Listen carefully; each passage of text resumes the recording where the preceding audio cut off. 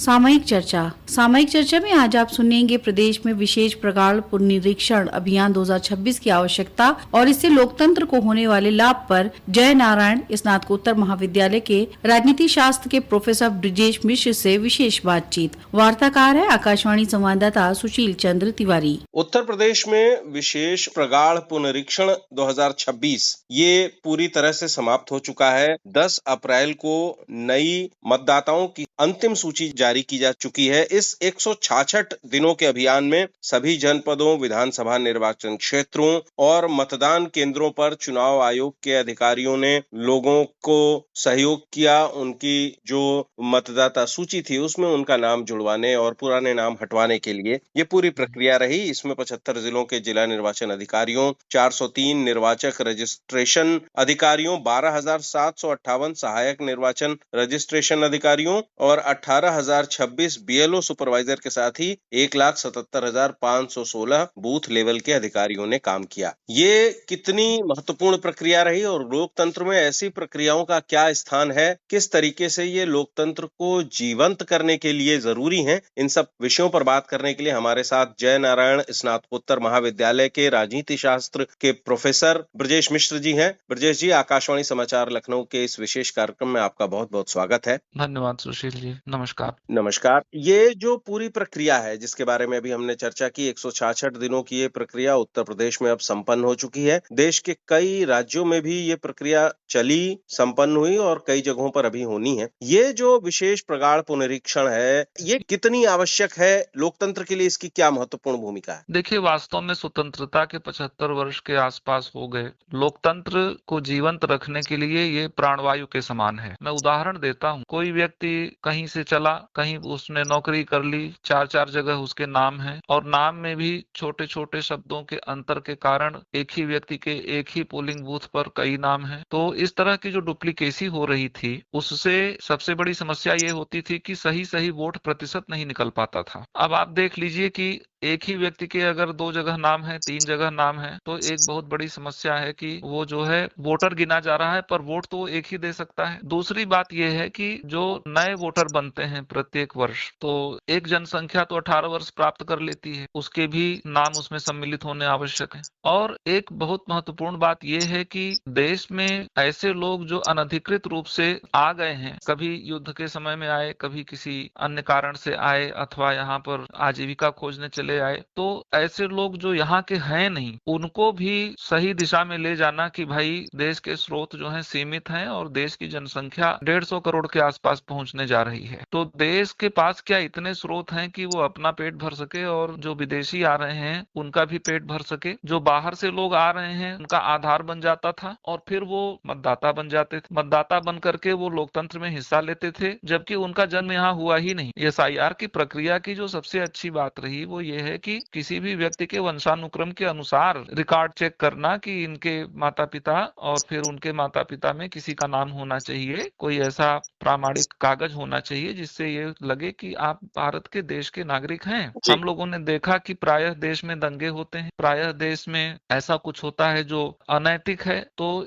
ऐसी भी बात न्यूज चैनलों में आती है कि भाई इसमें भारत के लोग नहीं है। तो अब ये लोग देश के मुख्य धारा में चुनाव में वोट देकर के शामिल हो रहे हैं, तो फिर इससे देश की अखंडता और देश की सुरक्षा पर भी बहुत बड़ी चुनौती खड़ी होती है। इसलिए एसआईआर तो हर 10 वर्ष पर एक बार कर देनी ये अति आवश्यक है। अगर लोकतंत्र रहना है तो लोकतंत्र की गुणवत्ता को बनाए रखना हम नागरिकों की और हमारे सरकार की जिम्मेदारी है। बिल्कुल। और तो ये जो प्रक्रिया थी, इसको लेकर के चुनाव आयोग ने बड़ा ही महत्वपूर्ण और श्रम साध्य काम किया। लगभग 5,82,000 बूथ लेवल एजेंट जो राजनीतिक दलों के थे, उनके सहयोग से वो मतदाताओं तक पहुंचने का प्रयास किया गया। इसके अलावा जो अंतिम मतदाता सूची फिलहाल voters.eci.gov.in और उत्तर प्रदेश के मामले में देखें तो CEO uttarpradesh.nic.in पर उपलब्ध है, जो 10 अप्रैल को जारी हुई है। और इसमें अगर किसी को कोई शिकायत है, किसी का नाम नहीं है, तो फॉर्म 6 भर के वो फिर से पंजीकरण करा सकता है और ऑनलाइन भी आवेदन करा सकता है जो voters.eci.gov.in पर है। जी ये जो है मतदाता सूची के प्रकाशन के 15 दिनों के भीतर इस सूची को लेकर के अपील भी की जा सकती है। तो ये जी एक बड़ी श्रमसाध्य प्रक्रिया है, संवैधानिक प्रक्रिया है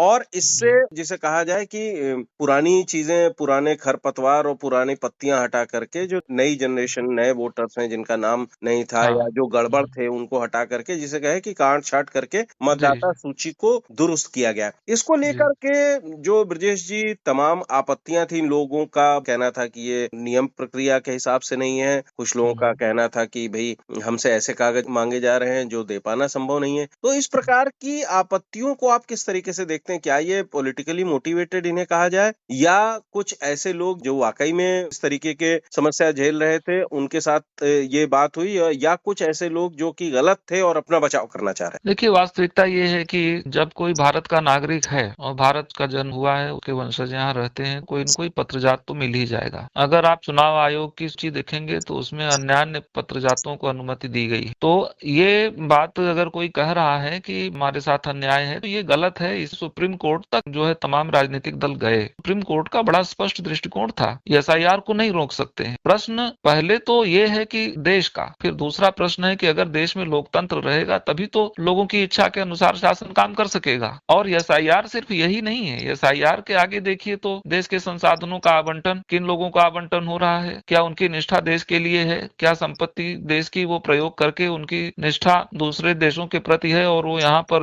अव्वल दर्जे के नागरिकता का लाभ ले रहे हैं। और एक चीज कही जा सकती है कि देश में जनसंख्या है और उस जनसंख्या के प्रबंधन एसआईआर की प्रक्रिया में कुछ लोगों को परेशानी हुई होगी, पर एसआईआर के औचित्य, प्रासंगिकता और उसकी वैज्ञानिकता पर प्रश्न नहीं उठाया जा सकता। कोई जिसके पास कोई भी एक पत्रजात है वो यहाँ का नागरिक प्रमाणित कर सकता है। तो उस स्थिति में अगर कोई ऐसी आपत्ति है, जबकि माननीय सर्वोच्च न्यायालय तक कई बार जो है इस मामले में सुनवाई हो चुकी, कई निर्णय भी आ गए, तो ये बात तो बड़ी बेमानी है और कहीं न कहीं चीजें राजनीतिक भी लगती हैं। और मैं समझता हूँ कि कोई भी व्यक्ति जो भारत का नागरिक है उसको अपनी नागरिकता को प्रमाणित करने में कोई न कोई पत्रजात तो उसको मिल ही जाएगा। जी बिल्कुल जी। और ये जो उत्तर प्रदेश में जो अंतिम मतदाता सूची जारी की गई है, अगर उसकी हम चर्चा करें तो उत्तर प्रदेश में 13,39,84,792 मतदाता हैं, जिनमें से 7,30,71,061 यानी 54.54% पुरुष हैं, जबकि 6,09,09,525 यानी 45.46% महिला मतदाता हैं। और अगर हम इसको इस तरीके से देखें तो 27 अक्टूबर को जो पहली मतदाता सूची जारी हुई थी यानी एसआईआर की प्रक्रिया से पहले, उसमें 15,44,00,000 के आसपास मतदाता थे और जो अंतिम सूची जारी हुई उसमें जो कि ड्राफ्ट जिसे कहा जाए थी, उसमें लगभग 2 करोड़ के आसपास जो है वो नाम हटे थे। तो ये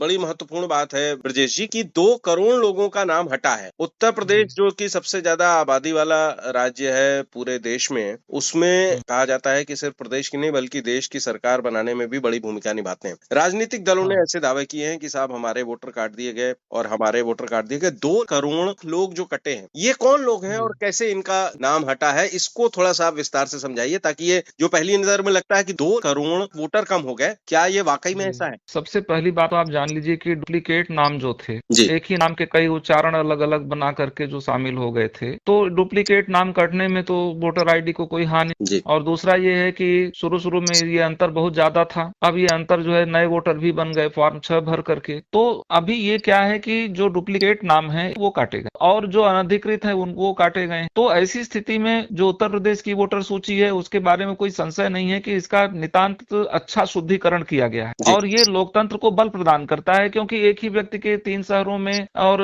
एक 2 नाम एक ही मकान में पता चला वो मकान उपस्थित ही नहीं, 50 मतदाता पंजीकृत हैं। तो ये जो स्थिति थी, इस स्थिति से जो है क्या हो रहा था कि सभ्य नागरिकों को परेशानी होती, जो लोकतंत्र में विश्वास करने वाले लोग हैं उनको परेशानी होती। तो ये मतदाता सूची की शुद्धता उतनी ही आवश्यक है जितना देश के लिए लोकतंत्र स्वयं आवश्यक। जी बिल्कुल ब्रजेश जी। और इसमें जो नई मतदाता सूची है फाइनल जिसे कहा जा रहा है, वो उसमें प्रयागराज में सबसे ज्यादा मतदाताओं की संख्या बढ़ी है और उसके बाद लखनऊ में यानी 2,55,000 के आसपास लखनऊ में बढ़े हैं, 3,30,000 के आसपास जो है वो प्रयागराज में बढ़े हैं। अगर हम विधानसभा क्षेत्र की बात करें तो सबसे ज्यादा गाजियाबाद जिले के जो साहिबाबाद विधानसभा क्षेत्र है वहां लगभग 82,000 वोटर बढ़े हैं। तो कुल मिलाकर के इस प्रक्रिया के तहत न केवल पुराने गलत नाम ये सब हटे, बल्कि नए मतदाता भी बड़ी संख्या में जुड़े। ब्रजेश जी, इस पूरी प्रक्रिया को आपने विस्तार से समझाया और इससे जुड़े संशयों को स्पष्ट किया। इस पूरी बातचीत के लिए आपका बहुत बहुत धन्यवाद। सामयिक चर्चा में अभी आप सुन रहे थे प्रदेश में विशेष प्रगाढ़ पुनरीक्षण अभियान 2026 की आवश्यकता और इससे लोकतंत्र को होने वाले लाभ पर जयनारायण स्नातकोत्तर महाविद्यालय के राजनीति शास्त्र के प्रोफेसर ब्रिजेश मिश्र से विशेष बातचीत।